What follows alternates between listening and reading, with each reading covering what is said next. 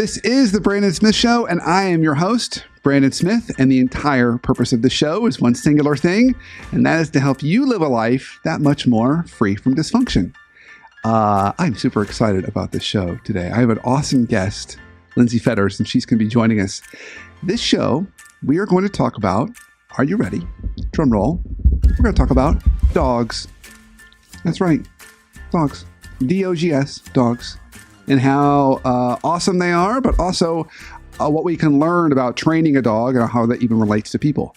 So mixing a little bit of behavioral psychology and all this. So my guest today is someone who I think is pretty phenomenal, Lindsay Fetters. Lindsay, thank you for coming on. Thank you for having me. Yeah, and I am thrilled because it's not too often that you meet somebody that you know who wins the Westminster Dog Show for their breed. Super exciting. I can't even believe it sometimes. And that is you, correct? Yes, it is. My Vizsla Eli won Best of Breed in 2016 at Westminster with me showing him. So it was a great experience. It still hasn't even set in 2 years later. I'm working on this with Lindsay because she's overly humble. And she is a dog aficionado extraordinaire, guru, trainer of like the greatest scale. Master trainer? There's not even titles for like... we should create some. Yeah.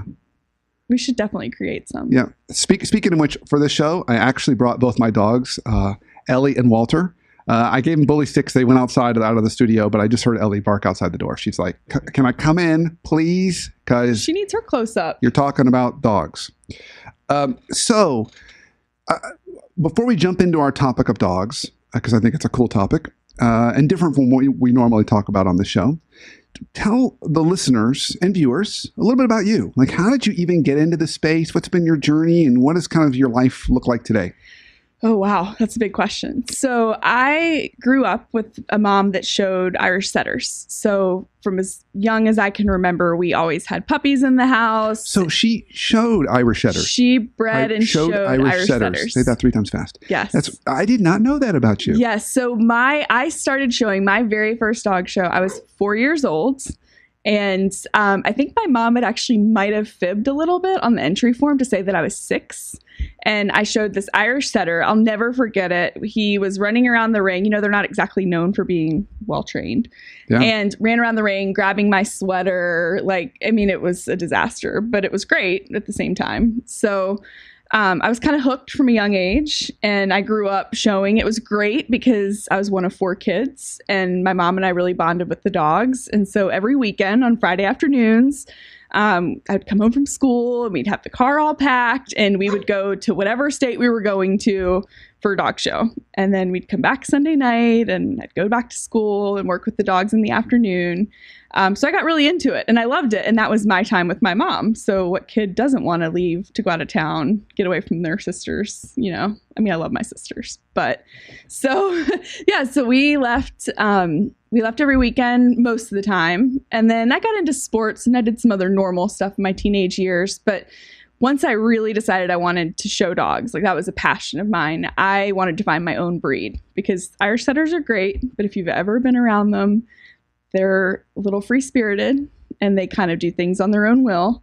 And I wanted a dog that was a little better than that. So I would go to shows and I'd stalk people. I'd watch the grooming. I'd watch the showing. And I figured out that I really wanted a Vizsla. My mom said my dog had to still be red. It had to fit with the color scheme.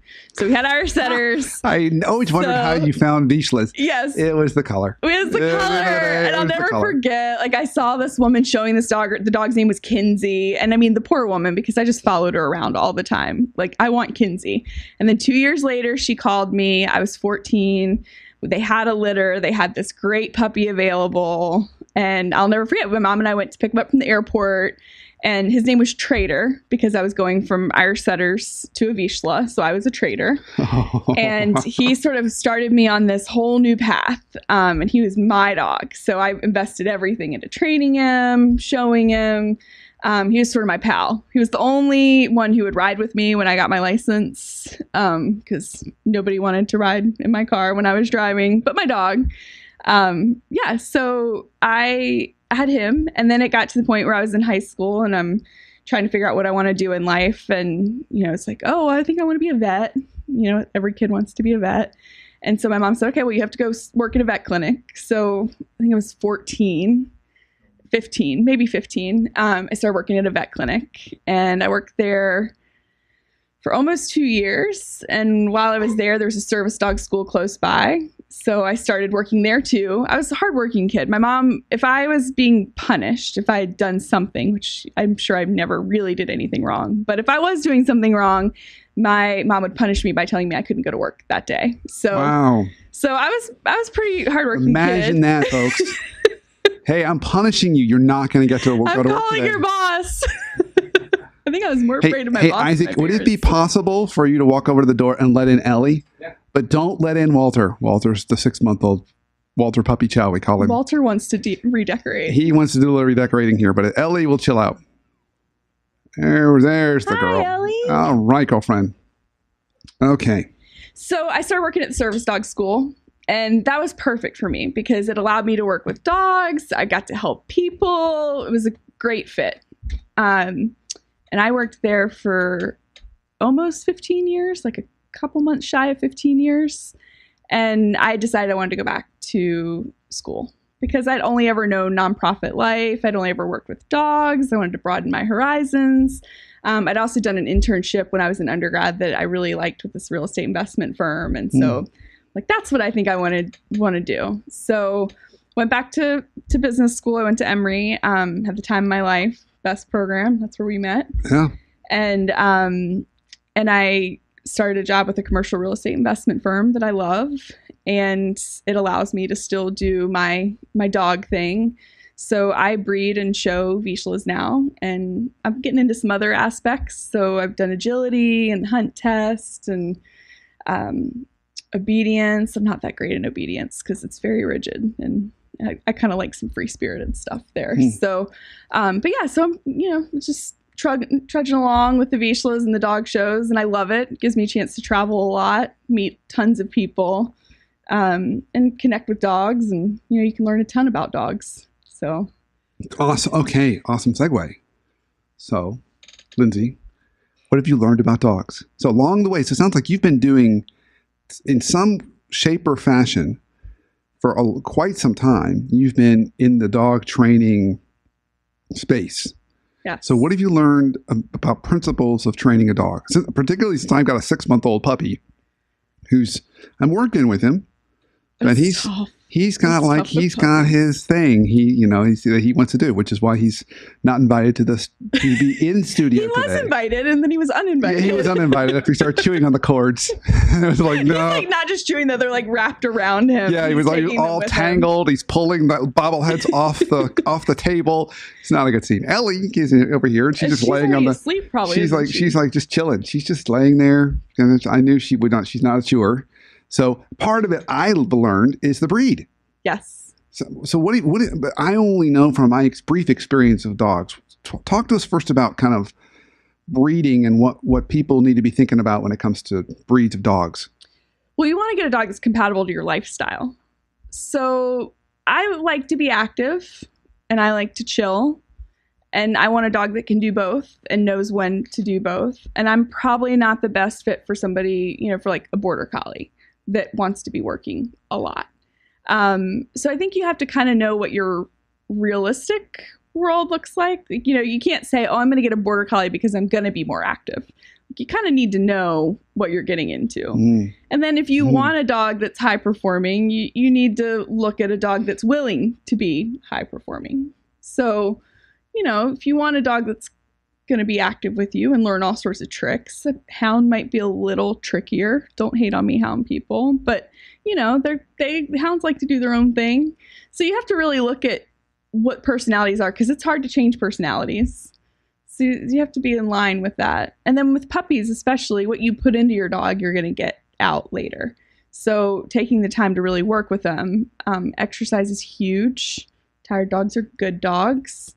Tired dogs don't tend to have the energy to continue to chew the cables in the studio. So yeah, I think it's just knowing what you want and then looking for a dog that fits that lifestyle. Okay, so if we stayed on this idea, let's say you had someone, I'm going to give you a couple different kind of types, personality types. and see what kind of dog you'd recommend. Oh. Okay, so let's say you got somebody who's like, I just kind of like a really chill, quiet, laid-back dog.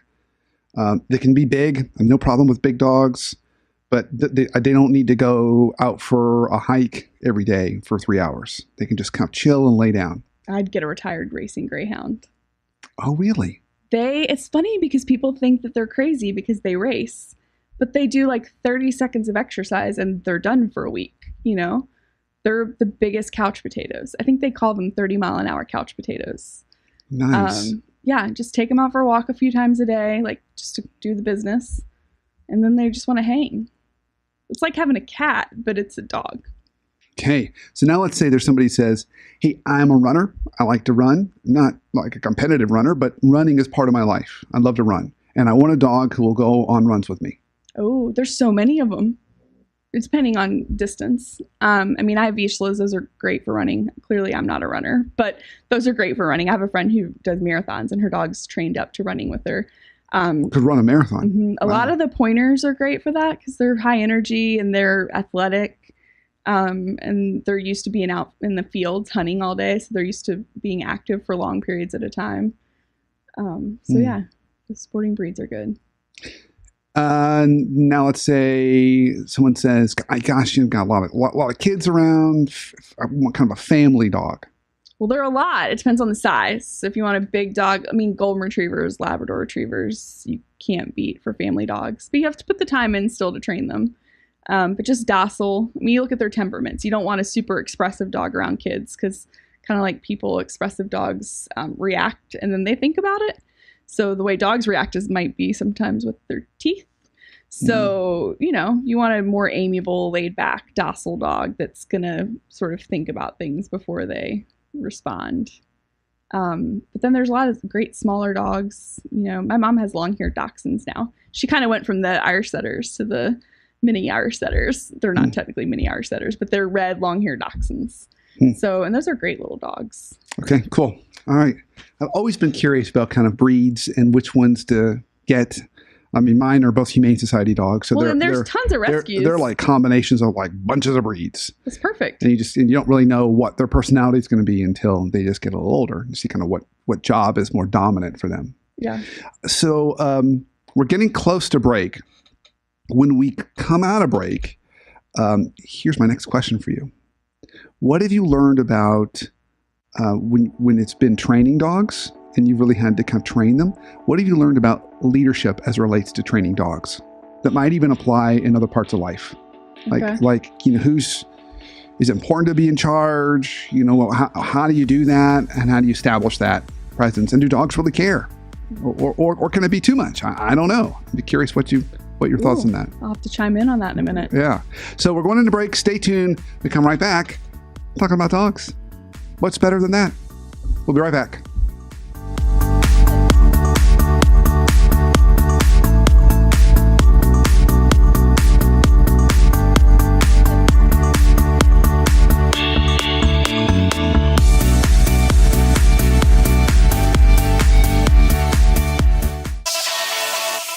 Hey everyone, this is Brandon. I hope your 2018 is everything you'd hoped it would be. That said, we could all use a tune-up. Go to my site, theworkplacetherapist.com, www.theworkplacetherapist, all one word, .com, for a library of resources for you. You can find past shows, blog posts on navigating workplace dysfunction, and even my TED Talk on the contagiousness of emotions in the workplace. And that's not all. There are the Workplace Happiness Workbooks to help you find happiness in your job, and even a tab to Ask the Therapist, where you can ask me anything on your mind. We all need a tune-up once in a while. Get yours today.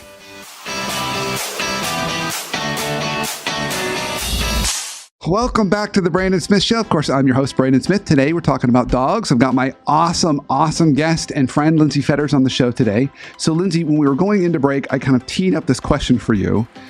As kind of a master trainer of dogs, what have you learned in terms of leadership and how important it is for dogs to even have you establish your role as the one in charge when you're training them? Does that even matter? I think the most important part of being a dog and being successful with your dog is consistency.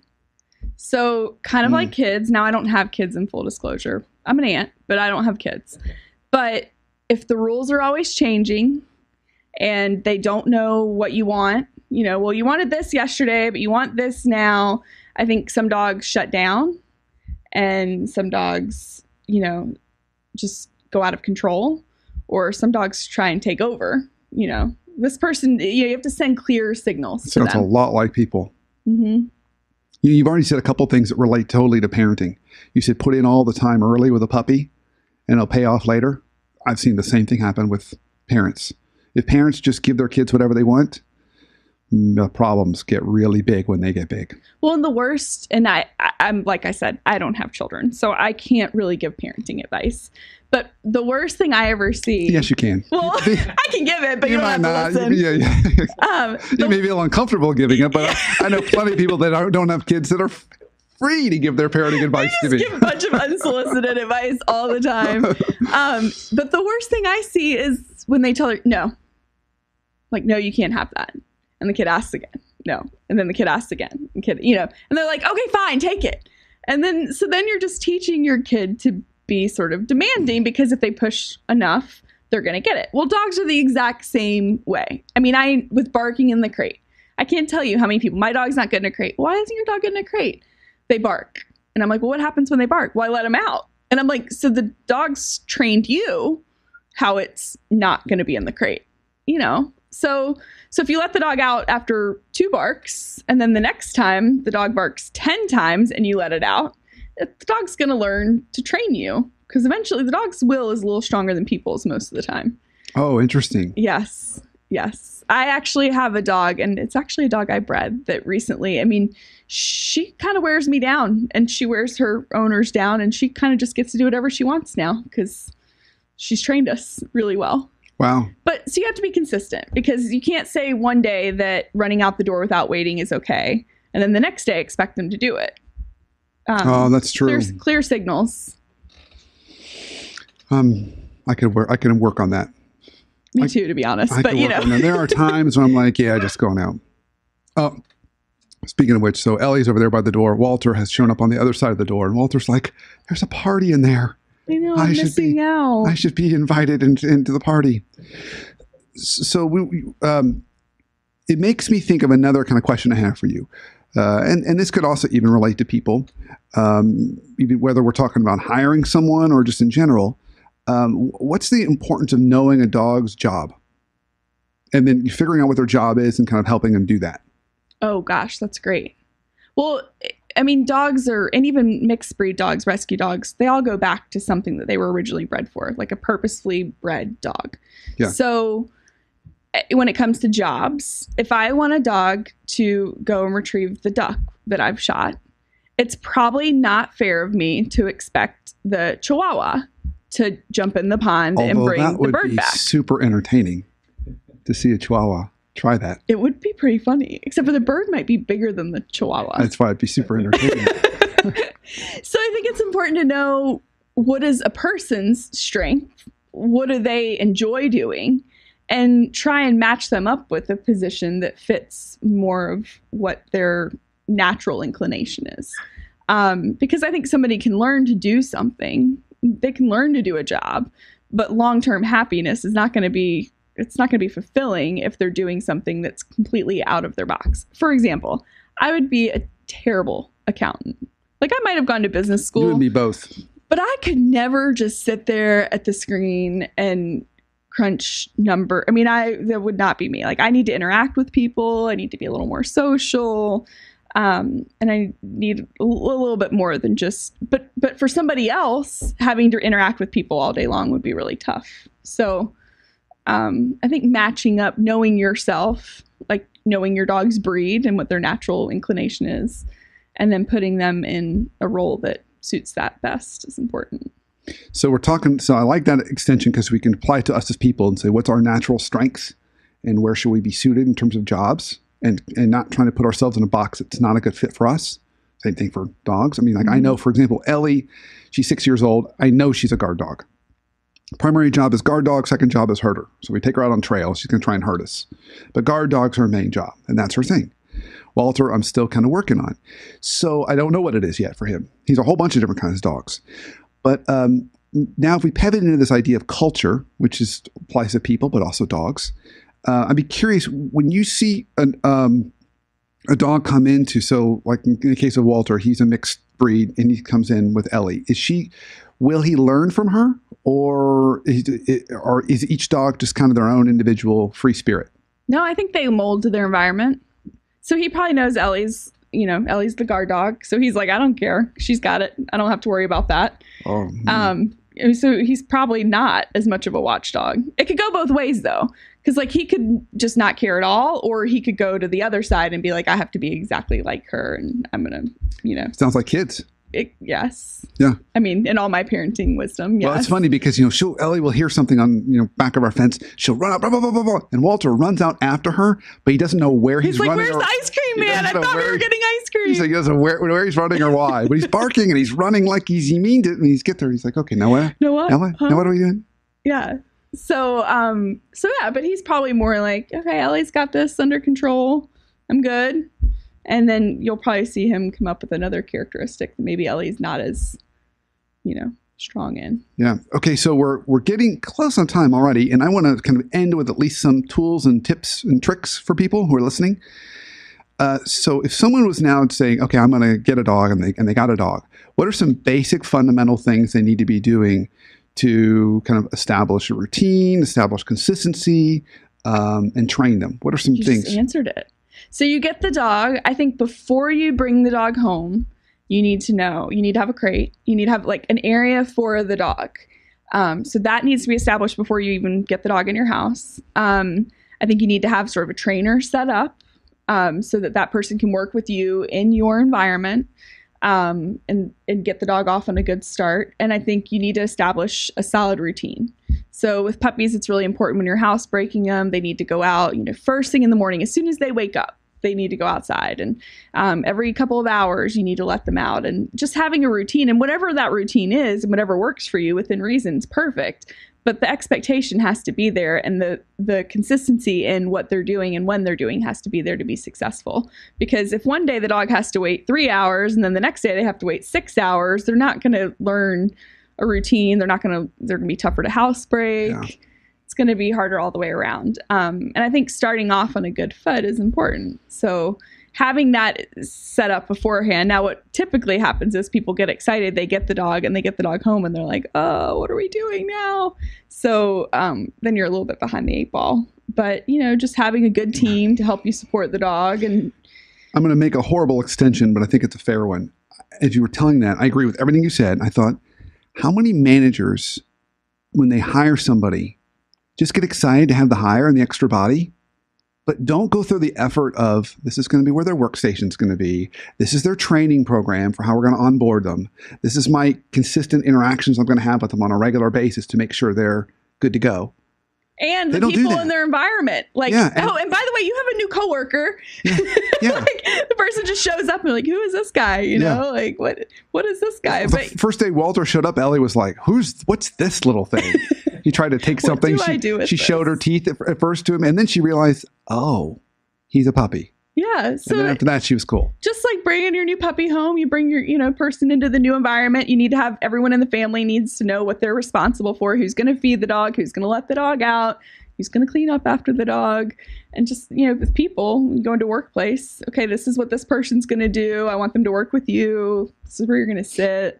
So a little bit of pre-planning and preparation goes a long way. Definitely. And I love the whole idea of consistency. Yes. I think that plays great in every aspect of life. So I'm hearing it's great with dogs. I'm hearing it's also, but I happen to know it's great with kids. It lowers their anxiety when they have consistency. And it's great with employees. Mm-hmm. When they study what was the worst kind of boss to work for, I thought it would be the explosive, angry boss. Turns out it's the inconsistent one. Well, yeah, because if you know your boss is going to get angry every time when you do one thing, then at least you can work around that. Yeah, you can manage to that. But if you don't know what they're going to do, you don't know what you're going to walk into every day. And if the standards are different for different people, if so-and-so can take 5 weeks off for vacation, well, at some point I'm going to be like, excuse me, I think I need to take some time off for vacation. But I don't ever take vacation because I'm too good I know that about you. To leave. I know that about you. But so you just want it to be the same for everyone. And you can't always be the same depending on what position you're in, but you have to be fair and consistent.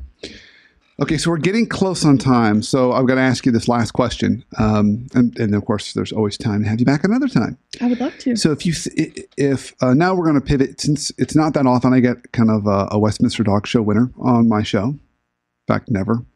So I want to take this opportunity to ask you, what do you think was the secret to your success? Oh, hard work. Hard work. Just say more about what that means.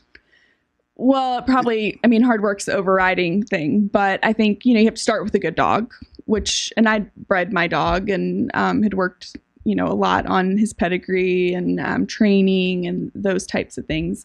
But I mean, going back to, I hate to keep saying this, but consistency. I mean, I always exercised him. I made sure he was in great shape. We did a lot of different shows. I knew he was perfectly trained. I was probably the weaker link in our equation between the dog and I.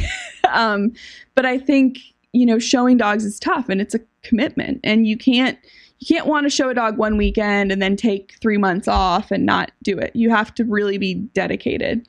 And I think just putting the dog first. I mean, my dog always came first. I always did what was best for him. I didn't compromise my integrity, because it can be a little political in dog shows. So I didn't want to compromise my integrity. I didn't ever want to put my dog at risk for anything. And I think it pays off, when you do the right thing and you work hard. And it was interesting because I'd never even shown to that judge before. So it was really a wild card. But I went in there saying, I was fully prepared. My dog was fully prepared. All we can do is have fun, do the best we can, and enjoy it. And whatever's going to happen is going to happen. It gives me chills now thinking about it.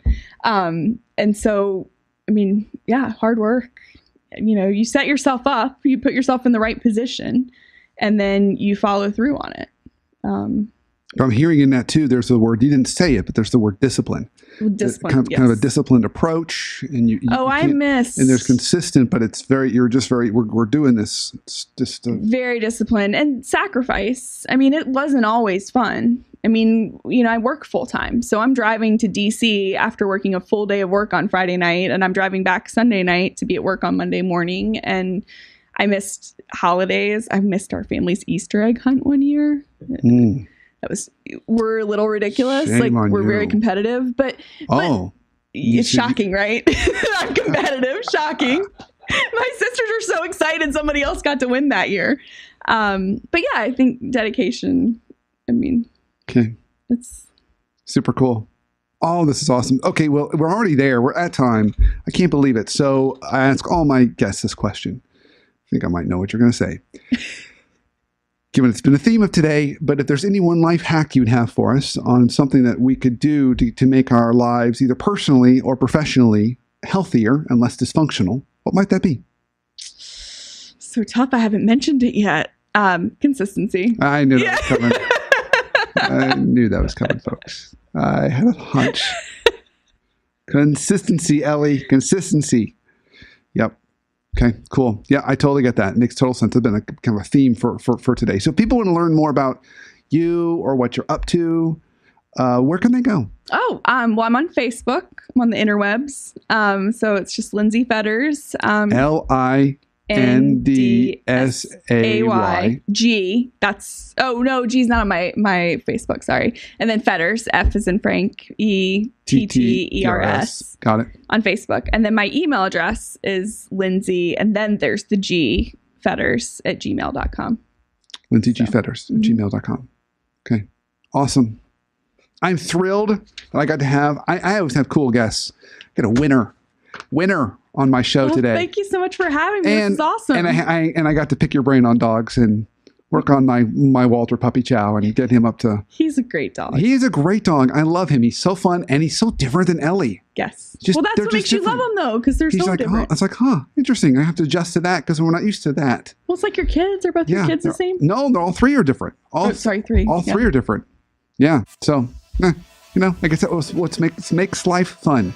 So thanks for listening. Thanks for watching. I hope you enjoyed this and learned a little something about yourself, about dogs.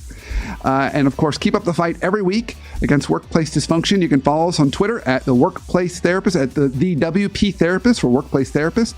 And of course, check out my website, theworkplacetherapist.com, for all resources to help you live a life that's that much healthier. So until our next show, have a great week and an awesome life.